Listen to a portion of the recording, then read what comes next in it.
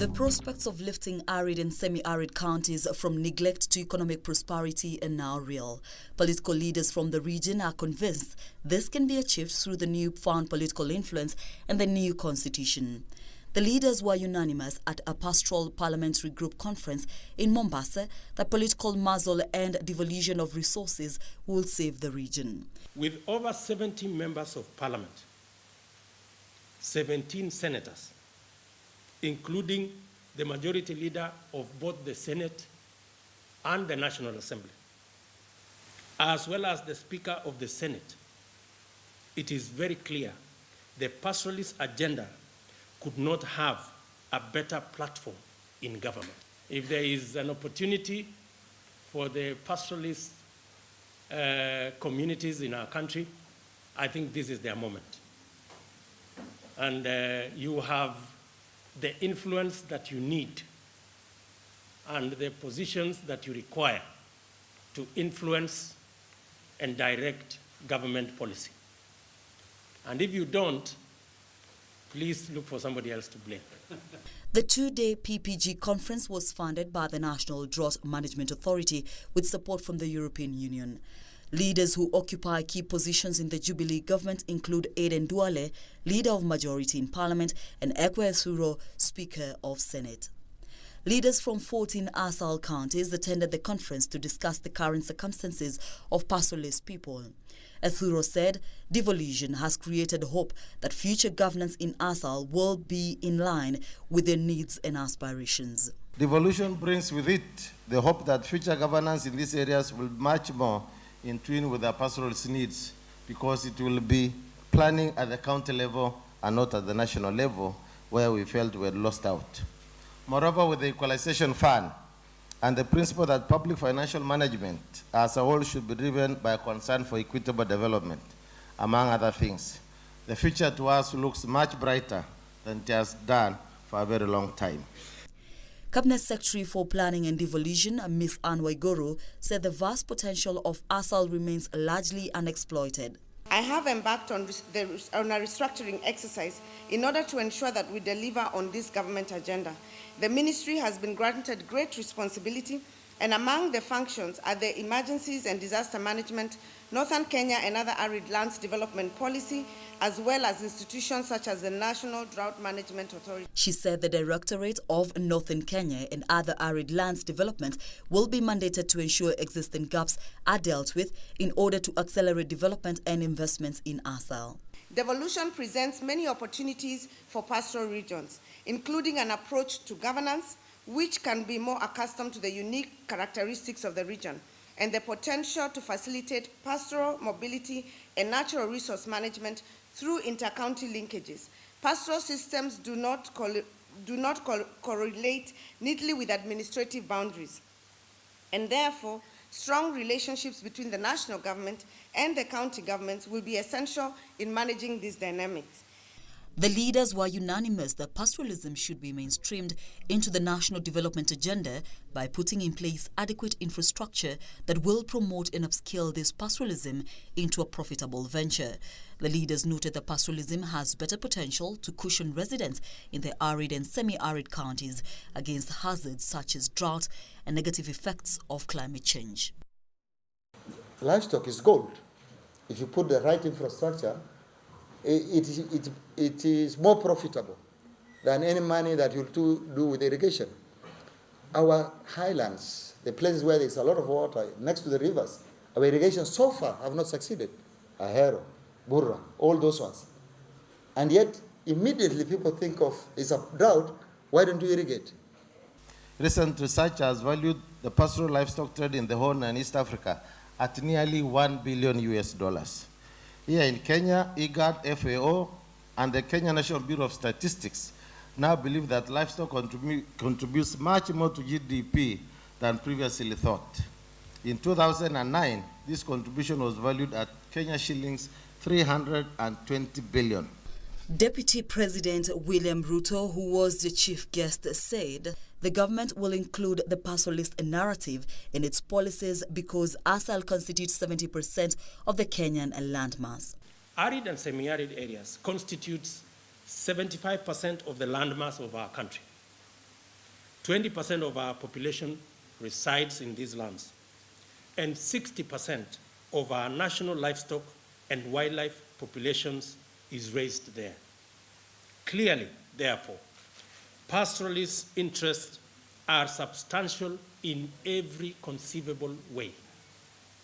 You cannot think of Kenya without thinking of the pastoralist communities. The tone of these leaders had changed from the community being marginalized to absolute optimism. Title of sessional paper number 8, which is realizing our full potential, is echoed in the theme of this particular meeting. Achieving pastoralism full potential through policy and constitutional implementation. It signals a fundamental shift in our language, away from a narrative of loss and lamentation to one which we recognize and celebrate the wealth of pastoral areas that have been overlooked for far too long. A study by IGAD has revealed that over 80% of the beef consumed in Kenya is produced by pastoralists. The MP for Tarbaj, Mohamed Almi, argued that more infrastructure should be put in place to promote the livestock industry. The mindset in terms of the marginalization has been a reality, but it's no longer a necessity. With the new constitution and devolution, in my view, it's no longer a necessity. We shouldn't be talking about marginalization anymore. The main thing is to tell them this constitution gives them the best chance. The best chance. And as members, they represent over 10 million people. It is in their hands to use the new constitution to really create the potential, because there's so much suffering. There's no water, no roads, no education, so much poverty. It is time to make a complete paradigm shift and shun the mindset of perpetual lamentation and instead be part of the team that shall seek lasting solutions to issues affecting pastoralism. If we see our challenges with new eyes, that see opportunity, promise, and potential in place of adversity, desolation, and despair. Marginalization and exclusion must give way to participation and inclusion. We must generate a positive energy among ourselves as leaders, which will cascade to our communities to create a better environment for development. Former Speaker of the National Assembly, Francis Zole Kaparo, says the organization has articulated the failure by the government to address issues of insecurity in ASAL. Rampant insecurity and unwillingness or inability of government to stop. Think about, has the situation changed? Think about Baragoi, think about Tana River, think about Mandera, think about Garissa. The Deputy President challenged the PPG leadership to take it upon themselves and tackle cattle rustling and insecurity in the pastoralist areas, saying insecurity was a major impediment to rapid development in the ASALs. I'm sure the Director General of the National Police Service, himself being a pastoralist, we now have no choice than to sort out the insecurity in all our pastoralist areas. The minister in charge of internal security is a pastoralist. The chairman of the parliamentary, Mr. Kamama here, is the chairman of the National Security Parliamentary Committee. And 3/4 of the members are pastoralists. So this insecurity, ladies and gentlemen, we must sort it out. Because we have the men, we have the women, we have the political machine, we have the government machine, we have the security machine to sort it out. And it is in our hands. The Inspector General of Police, David Kimayo, told the leaders that politicians are the biggest facilitators of cattle rustling. Mr. Kimayo called for strong enactment of laws against cattle rustling. The legislation that we have, the legal regime that we have is very weak. And therefore, it forced the government out to adopt a policy on small arms and light weapons, out of which the review or overhaul of the total Chapter 114 laws of Kenya should be reviewed or overhauled so that it can carry a maximum penalty in terms of the person who is in legal possession of that particular firearm. That a pastoralist parliamentary group, you need to have that particular capacity. The capacity to lobby amongst other legislators, amongst the senators, amongst the leaders of the country, the government itself, so that you have a wider space, especially the bigger percentage that you have. Lack of political goodwill, both from the leadership and the public. These are things that we need to look at it critically. But in being followed by cattle rustling, that we are losing a number of our livestock, through the same means of death of animals or rustling. It's also estimated that another whooping 15 billion was lost to cattle rustling and banditry between 1999 and the year 2000 in pastoralist areas. Youths who participate in the vice are usually blessed by elders before they commit their acts.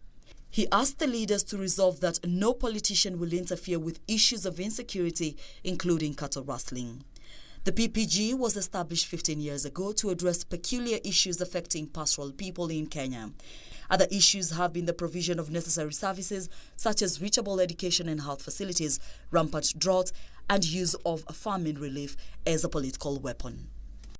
So there were people who not only were making profit out of drought by acquiring and distributing famine relief, but it was also being used as a political tool and an instrument of dehumanization and abuse, insult.